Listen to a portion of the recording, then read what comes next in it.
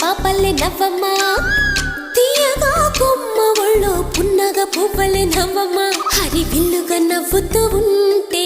ఎండలో వెన్నెల కాయదా చిరు చల్లుగా నవ్వుతూ ఉంటే కొండైన వాగల్లే పొంగదా నూను మెత్తగా నవ్వుతూ ఉంటే ముల్లైన పువ్వలే తాకదా తొలి పొద్దుగా నవ్వుతూ ఉంటే రాయైన రత్నంగా మారదా హాయిగా అమ్మ ఒళ్ళో చిన్నారి పాపల్లే నవ్వమ్మా తీయగా కొమ్మ ఒళ్ళో పున్నగ పువ్వలే నవ్వమ్మా